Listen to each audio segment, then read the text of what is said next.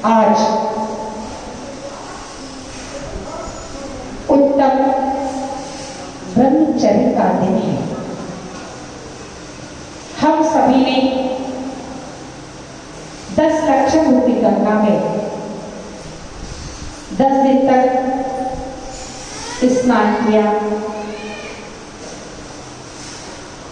या कहें कि जब बच्चा स्कूल जाता है तो 1 साल पढ़ाई करता है और फिर पेपर देता है। आप लोगों ने भी ये 10 पेपर दिए, आज आपका अंतिम पेपर है। ब्रह्मचर्य, उत्तम ब्रह्मचर्य। वह तो आपको पता होगा, जब बच्चा पेपर देकर के आता है तो बच्चे को पता होता है कि मैं पास होऊंगा या नहीं होऊंगा, मैंने कितने % का पेपर किया है, 33 में ही रह गया कि 99 में, या 100 पूरे लेकर के आएगा।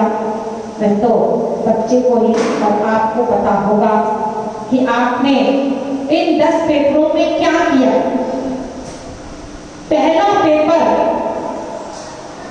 उत्तम क्षमा धर्म का था, और उत्तम क्षमा धर्म के दिन आपको कहीं क्रोध तो नहीं आया।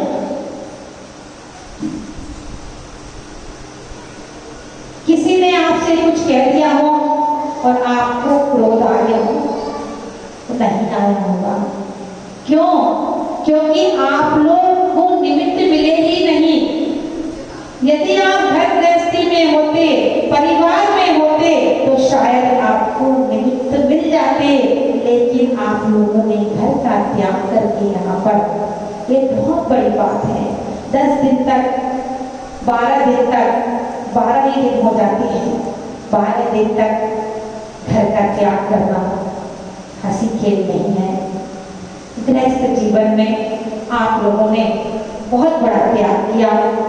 तो पहले पेपर में आपने क्रोध तो नहीं किया, वह आपको पता होगा। दूसरा पेपर उत्तम मार्दव धर्म का था, उसमें आपने मान तो नहीं किया, अहंकार तो नहीं किया। तीसरा पेपर उत्तम आचरण धर्म का था, उसमें आपने छल कपट मायाचार तो नहीं किया। चौथा पेपर उत्तम सोच धर्म का था, उसमें आपने अपने अंदर लोभ नशाए। उसके बाद उत्तम सत्य धर्म। उत्तम सत्य धर्म के पेपर में आपने झूठ को बढ़ावा तो नहीं दिया। उत्तम सत्य के बाद नंबर उत्तम संयम धर्म का। इंद्रिय संयम और प्राणी संयम, 5 इंद्रियों को वश में करने का प्रयास किया कि नहीं किया? षटकाय जीवों की रक्षा करने का प्रयास किया कि नहीं किया? तब फिर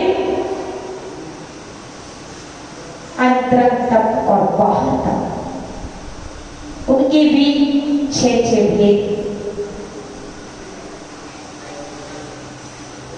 आपने किस प्रकार का तप किया, कैसा किया?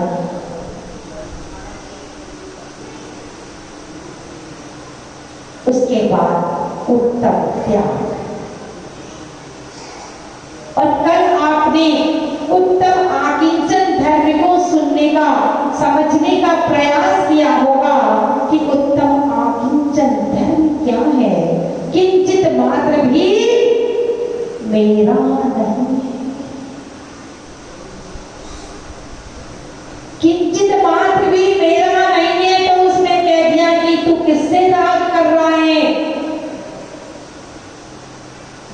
जब तेरा ये शरीर भी तेरा नहीं है तो ये स्त्री पुत्र आदि तेरे कैसे हो सकते हैं? तो फिर आ गया उत्तम ब्रह्मचर्य। किसी मंदिर का निर्माण करते हैं तो सबसे पहले नींव भरी जाती है, भूमि पूजन करते हैं, शिलान्यास करते हैं, नींव भरी जाती है और मंदिर बनकर के तैयार हो जाता है। और जब मंदिर बनकर के तैयार हो जाता है, शिखर भी बन जाता है, तो फिर आवश्यकता किसकी होती है? शिखर के ऊपर कलश विराजमान करने की होती है। तो जो धर्म रूपी मंदिर की जो नींव है वह उत्तम और कलश जो है उत्तम ब्रह्मचर्य धर्म है। हमें उत्तम ब्रह्मचर्य धर्म को समझना है। उत्तम ब्रह्मचर्य के धारी तो हमारे दिगंबर मुनिराज होते हैं, लेकिन श्रावक की भूमिका में हम शील व्रत का पालन तो कर सकते नहीं, करते हैं और करना ही यहां पर शादवत नहीं तो आप शादवत लगा लो, यहां कर सकते हैं नहीं। श्रावक की भूमिका में किसका है? शील व्रत का बहुत महत्व है कि अपनी धर्म पत्नी के अलावा जितनी भी बहनें हैं सब मेरी किसके समान है? बहन और मां के समान है। और अपने पति के अलावा जितने भी हैं बड़े हैं तो मेरे पिता के समान हैं, और बराबर के हैं तो मेरे भाई के समान हैं, और छोटे हैं तो मेरे बच्चे के समान हैं।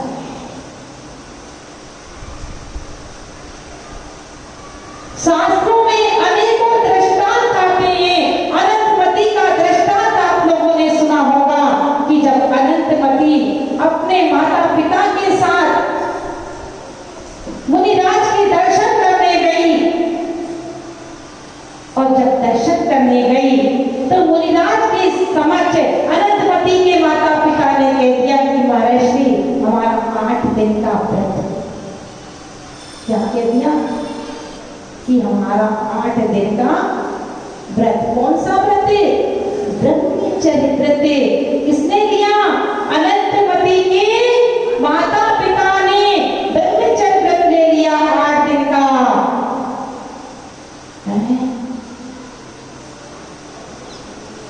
तो अनंतमती महाराज श्री के समक्ष हाथ जोड़ करके बैठी थी। छोटी सी बच्ची थी, ऐसी ही बच्ची होगी, छोटी सी बैठी है। इसके अंदर भी माता पिता के संस्कार अभी से उपजने लगे। ऐसे ही अनंतमती के अंदर अनंतमती ने क्या कहा मुनिराज से कि महाराज श्री मेरा भी, क्या कहा? मेरा भी। यह शब्द का उसने नहीं कहा कि कितने दिन का, क्या कहा? मेरा भी। जब मेरा भी शब्द आ गया, अनंतमती बड़ी हो गई। जब बड़ी हो गई तो माता पिता को चिंता सताने लगी। किसकी? शादी की। किसकी शादी की? अनंतमती की शादी की चिंता सताने लगी। जब चिंता सताने लगी उसके लिए वर ढूंढने लगे, तो अनंतमती ने क्या कहा कि पिताजी मेरा तो व्रत है। तो पिताजी कहने लगे बेटा तेरा कौन सा व्रत है?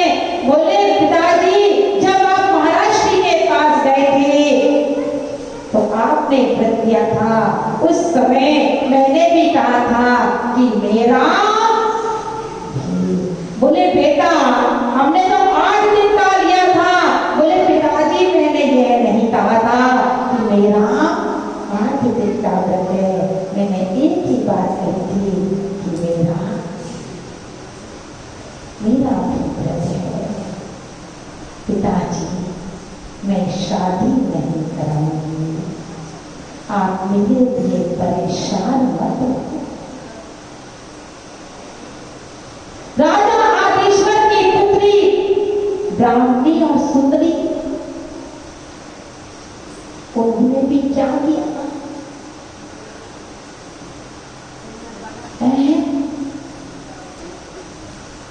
क्यों लिया बच्चे कि पिताजी, क्योंकि तीर्थंकर भाभी तीर्थंकर बढ़ने वाले थे। उस समय राजा थे, राजा ही थे ना। और लड़की का पिता कहाँ झुकता है, आपको सबको पता है। बोले पिता आपका शीश हम नहीं झुकने देंगे। और उन दोनों कन्याओं ने ब्रह्मचर्य व्रत ले लिया और ब्रह्मचर्य व्रत भी पूरा आजीवन ले लिया। ऐसे ही अनेकों दृष्टांत आते हैं। आपने विजय और विजया का दृष्टांत सुना होगा।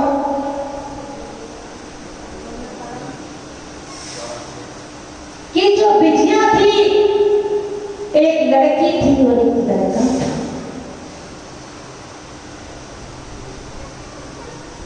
वह लड़का धार्मिक प्रवृत्ति का था और वह लड़की जो थी वह भी धार्मिक प्रवृत्ति की थी। मुनिराज के दर्शन करने के लिए वह बच्चा चला गया और मुनिराज के दर्शन करने के बाद उसने ब्रह्मचर्य व्रत ले लिया। कितने दिन का? 15 दिन का ब्रह्मचर्य व्रत ले लिया कि शुक्ल पक्ष का मेरा ब्रह्मचर्य है। मात्र 15 दिन का नहीं, शुक्ल पक्ष का, यानी हर महीने में शुक्ल पक्ष में 15 दिन।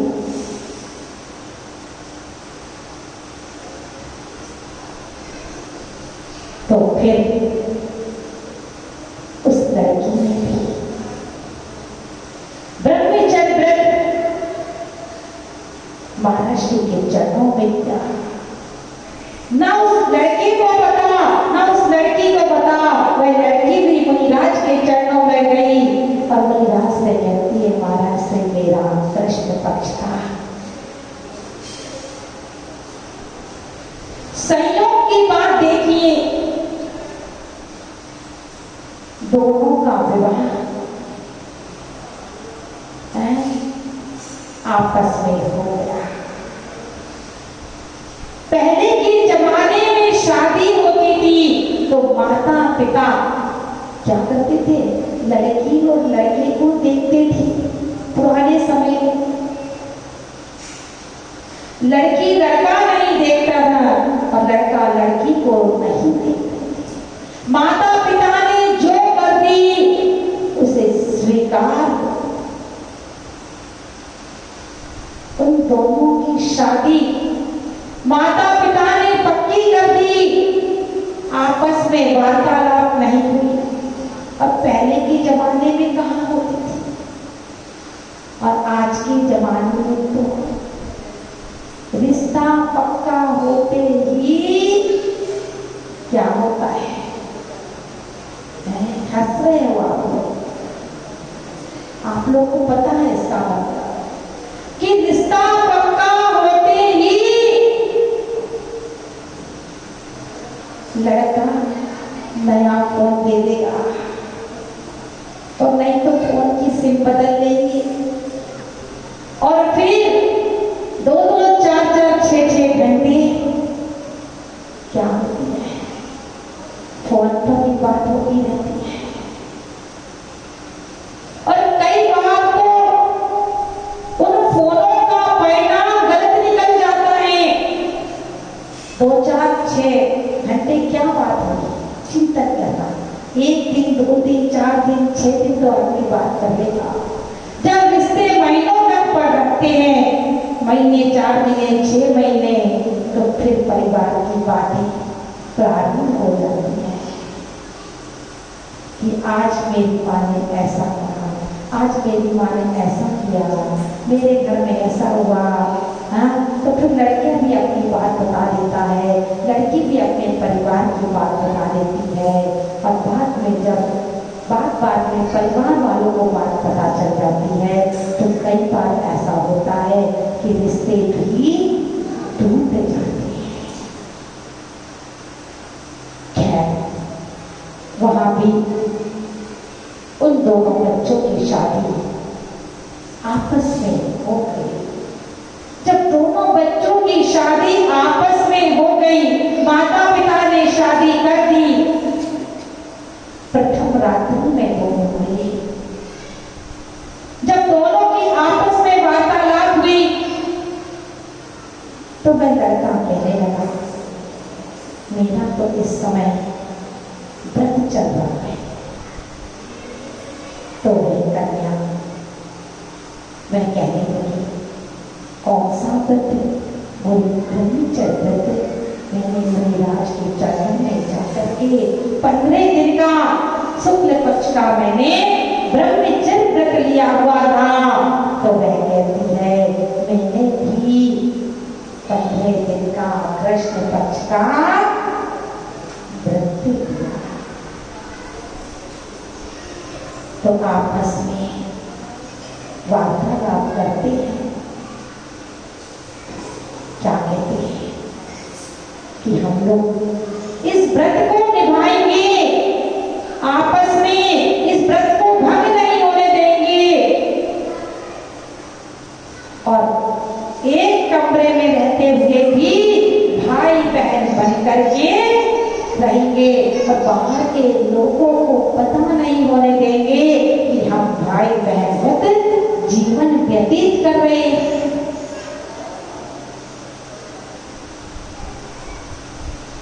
और आज के जमाने में ऐसा यदि हो जाए तो क्या होगा? तलाक हो जाएगी, पक्की बात। मैंने एक दिन शायद बताया भी था आप लोगों को कि 8 दिन का ब्रह्मचर्य व्रत ले लिया अष्टानी का कर्म में, और महीने में 2 दिन का अष्टमी और चतुर्दशी का ब्रह्मचर्य व्रत के कर्म लड़की ने रिश्ता तोड़ दिया। और उनकी बात देखिए, जिनका जीवन प्रारंभ भी नहीं हो गया, और दोनों ने आपस में सलाह कर ली कि हम दोनों एक दूसरे का व्रत नहीं तोड़ेंगे, और दोनों बड़े संयमित जीवन से रहने लगे। बाहर किसी को पता नहीं चल पा रहा, सभी लोग सोच रहे हैं तो क्या है, ये दोनों पति है और पत्नी धर्म पत्नी है, दोनों का जीवन कितना खुशहाल है। और ये लोग क्या करने लगे? अपनी तीर्थ यात्रा करने लगे, यात्रा पर जाने लगे, स्वाध्याय करने लगे, प्रभु की भक्ति करने लगे, श्रावण के षट आवश्यक कर्तव्यों को करने लगे। जब विहार करते करते एक मुनिराज एक नगरी में पहुंचे, दूसरी ओर वहां पर एक अम्मा जी व्रती थी, और वह जो व्रती अम्मा जी थी, पुराने समय की बात है, जहां पर भोजन बनता था वहां पर चंदुआ लगाया जाता था। जहां पर भोजन बनता था चंदुआ लगाया जाता था। चंदुआ किसे कहते हैं मालूम है?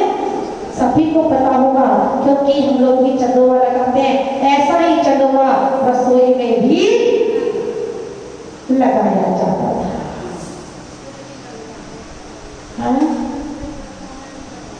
अच्छा जी, तो चंदुआ जब लगाया जाता था तो उस अम्मा ने भी अपनी रसोई में चंदुआ लगा रखा था, और वो चंदुआ काला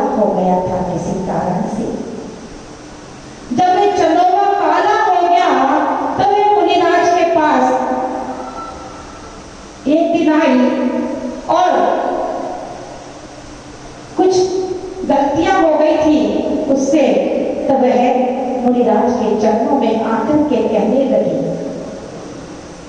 कि महर्षि मेरे से कोई गलती हो गई। महर्षि ने पूछा, अम्मा जी क्या गलती हुई है? बोले, महर्षि आज मेरे से जो बिच्छानी जीवाणी जिसको आप लोग कहते हैं, पानी भरते हो ना कुएं से, पुराने जमाने में कुएं से पानी भरा करते थे। जब पुराने जमाने कुएं से पानी भरते थे तो बाल्टी में नीचे कड़ा होता था, नीचे बाल्टी में कड़ा लगा होता था, कुंता क्यों लगा होता था कि जब पानी भरने के बाद जो जीवाणी डाल करके उस बाल्टी में पुनः ऐसे बांध करके उसको वहीं पर स्थान पर यथा स्थान पर वे जीवाणी छोड़ने के लिए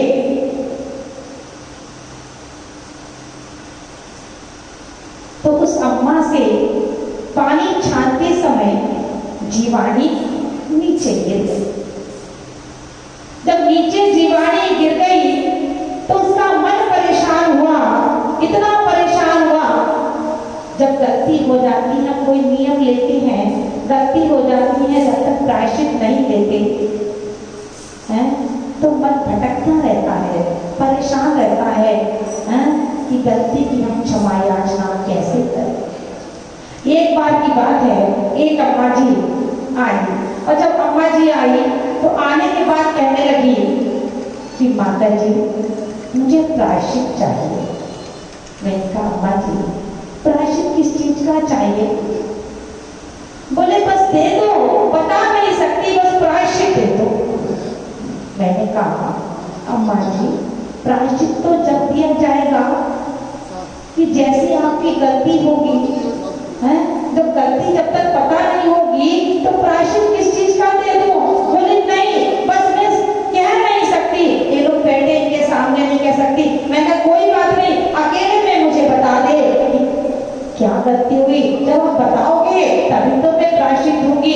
जब उसने बताया अकेले में, माता जी क्या हुआ? बोले, आज मैंने अपनी बहू को मैं प्रतिदिन खरी खोटी सुना दिया करती थी, लेकिन आज मेरी बहू पर मेरा हाथ उठ गया, आज मैंने बहू को मार दिया, इसलिए प्रायश्चित चाहिए। तो मैंने धीरे से कह दिया, अम्मा जी जिस बहू के ऊपर हाथ उठा है उससे जाकर के माफी मांग लो। बोले, वो बहू और मैं सास क्या कह रही है?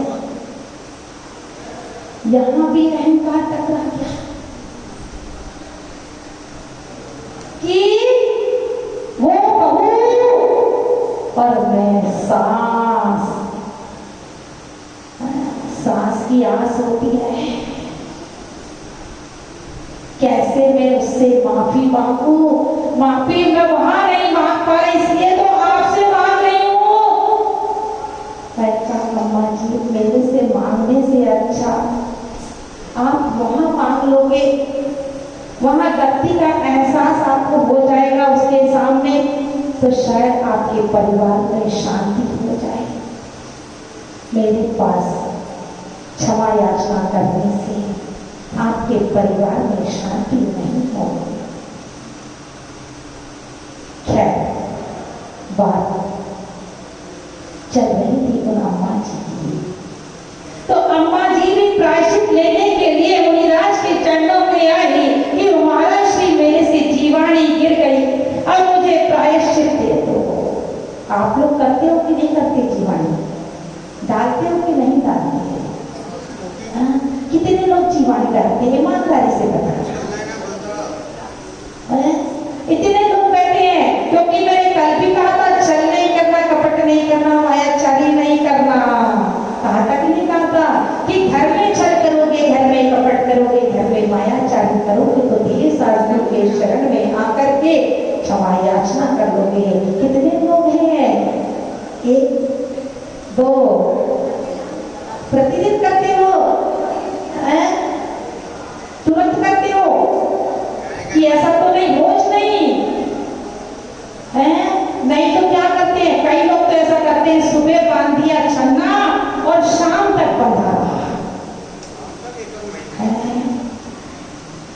और कई बार तो पीछे से आवाज आ रही है, 1 महीने बंधा रहता है।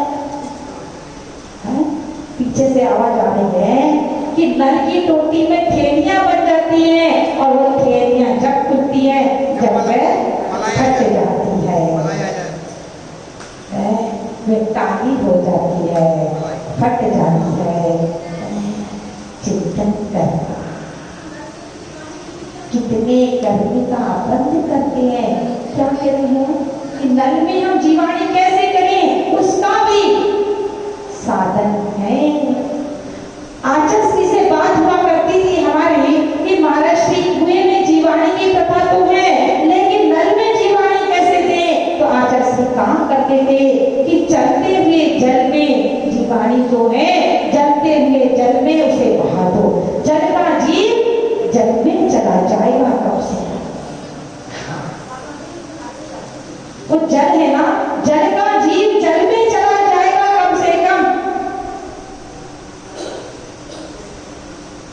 आप यदि पानी छाते हो तो कम से कम इतना देखो, जैन कुल में जन्म लिया है आपने, जैन धर्म को अपनाया है आपने, तो कम से कम इतने तो भाव बनाओ कि तुरंत पानी छान करके तुरंत परेशानी को, जीवाणु को तुरंत क्यों नहीं करते?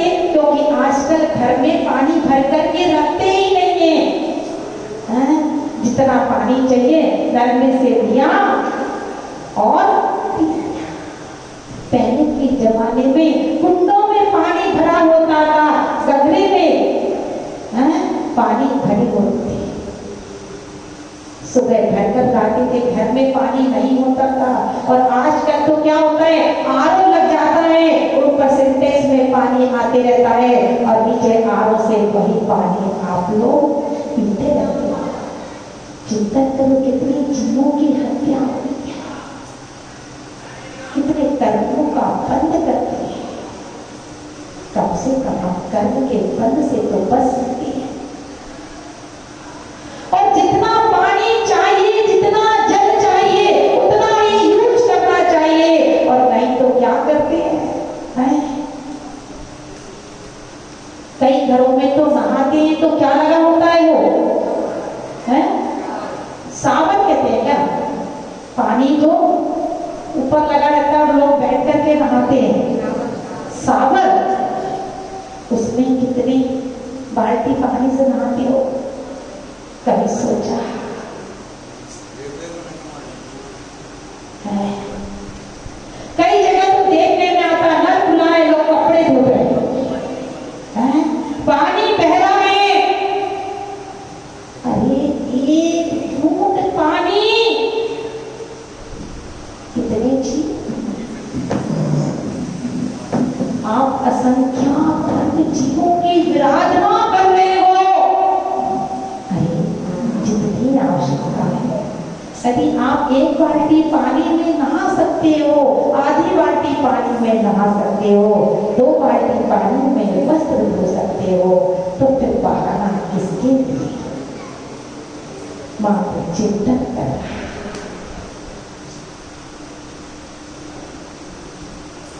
बात हमारी चल रही है अम्मा जी की। वह अम्मा जी भी मुनिराज के चरणों में गई और मुनिराज के चरणों में जाकर के कहने लगी, महाराज की मेरे से गलती हो गई, जीवाणी गिर गई, मुझे प्रायश्चित दे दो। तो महाराज ने कहा, अम्मा जी आपका प्रायश्चित जब पूरा होगा कि आपके घर में कोई 80 धारा व्रत के धारी कोई भोजन कर लेगा, आहार कर लेगा, तब आपका जो आपकी रसोई में जो चंदोवा लगा है वह काला चंदोवा सफेद हो जाएगा।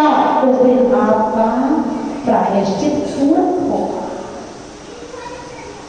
अब अम्मा जी को प्रायश्चित पूरा करना था, मुनिराज ने प्रायश्चित तो दे दिया था।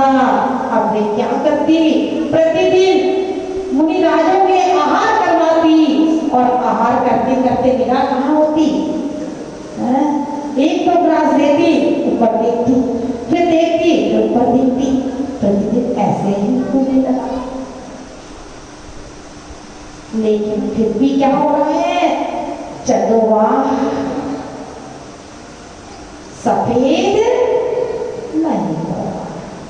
जब चंदोवा सफेद नहीं हुआ, परेशान हो गई, मुनिराज के पास पुनः पहुंची, महाराज जी प्रायश्चित पूरा ही नहीं हो रहा, मेरे होगा, अपना कार्य करते रहो। तो जब वह महाराष्ट्र के पास वहां पर गई तो वहां देखती है कि एक पति पत्नी का जोड़ा बैठा हुआ है। अतिथि का आदर करने के भाव होते हैं कई लोगों में, तो उसने भी, वैसे अतिथि की क्या परिभाषा है? आपसे कोई पूछे कि अतिथि की क्या परिभाषा है, जिसकी कोई तिथि ना हो, वह क्या कहलाता है? अतिथि कहलाता है। और हमारे अतिथि कौन होते हैं? मेहमान। जो घर में मेहमान होते हैं आप उनको अतिथि कहते हैं, कहते हो ना आप लोग कि हमारे घर में अतिथि आए हैं। वे अतिथि नहीं, वे मेहमान होते हैं। अतिथि कौन है? जिनकी कोई तिथि नहीं होती है, ऐसे हमारे दिगंबर मुनिराज होते हैं। लेकिन आजकल तो तिथि होने लगी है।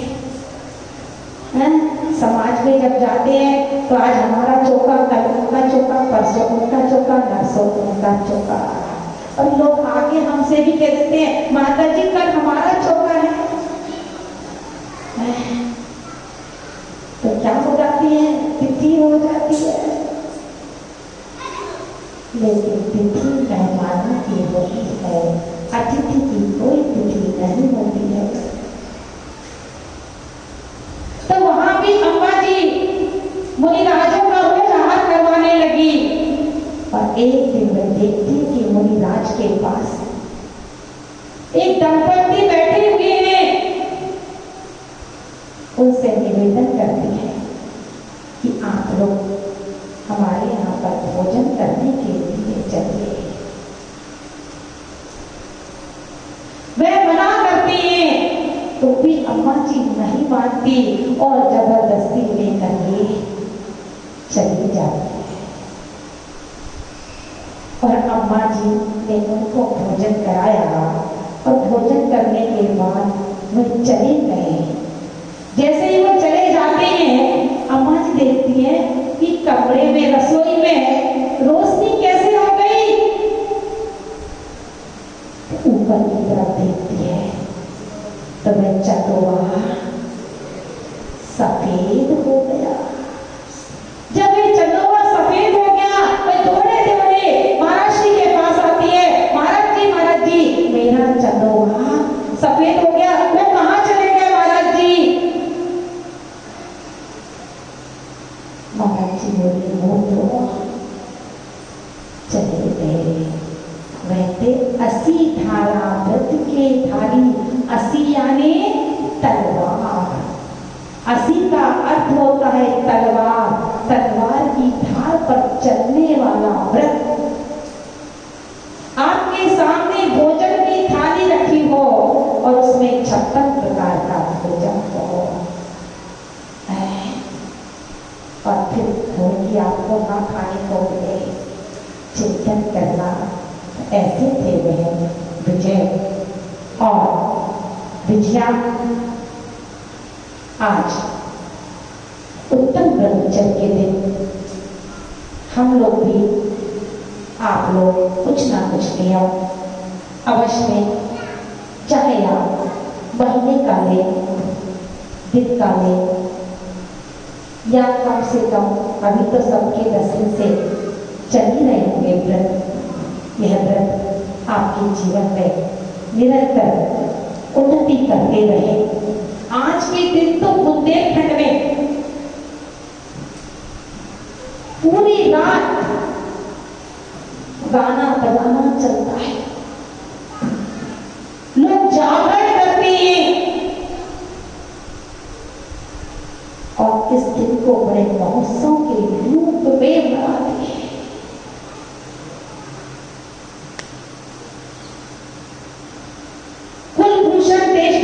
बात भी आप लोगों ने सुना होगा। उत्तम ब्रह्मचर्य की बात आई तो वे बात भी याद आ गई कि कुलभूषण और देशभूषण गुरुकुल में शिक्षा प्राप्त करने के लिए गए थे।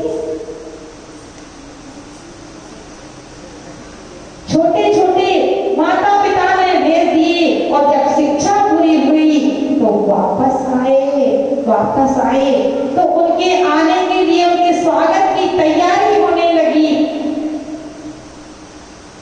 और उन दोनों की एक बहन थी, बहुत सुंदर बहन थी, सुंदर छोटी बहन, रूपवान बहन थी। दूर से ही वह बहन खिड़की में से झांक रही थी अपने भाई को। और दोनों भाई देशभूषण और कुलभूषण रथ पर सवार होकर के आ रहे थे। दूर से ही देख करके उस पर मोहित हो गए। और जब वे मोहित हुए और एक नहीं दोनों मोहित हो गए। जब दोनों मोहित हो गए तो दोनों ने आपस में पूछा, भाई तू किसको देख रहा है? तू किसको देख रहा है? आपस में लड़ाई होने लगी। जब ज्यादा विवाद होने लगा दूर से ही तो माता पिता वहां पर पहुंचे। माता पिता ने पूछ लिया, बेटा क्या बात है? बोले हमें उस कन्या से शादी करनी। बोले मैं भी उस कन्या से शादी करूंगा। तो फिर बताया गया, बेटा जिसको तुम देख रही हो वह कन्या और नहीं तुम्हारी छोटी बहन है। और उसी समय वहीं से वैराग्य जागृत हो जाता है। कहा भी ना, जीवन के किसी भी पल में वैराग्य उपज सकता है। संसार में रहकर प्राणी संसार को तज सकता है। कहीं दर्पण देख विरक्ति, कहीं मृतक देख वैरागी, और बिन कारण दीक्षा लेता वह पूर्व जीवन का क्या।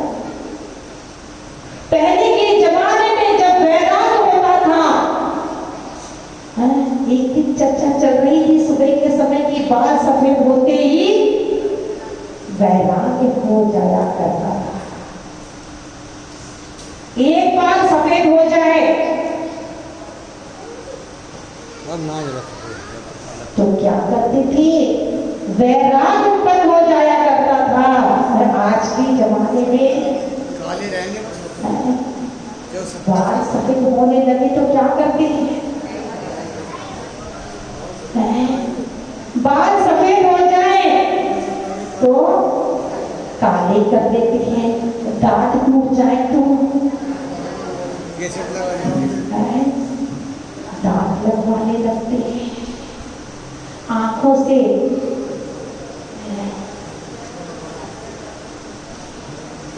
क्या है, पहले के समय में मात्र एक बार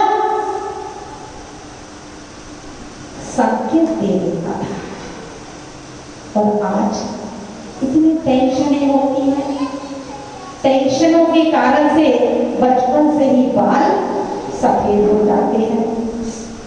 हाँ, एक दिन हाथी साहब भाई के सब लोग देखने लगे कि इनके तो पूरे बाल सफेद हैं।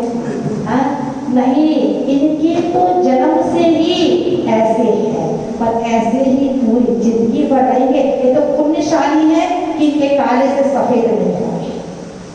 हाँ, इनके सफेद है तो सफेद ही रहेंगे, पुण्यशाली जीव है।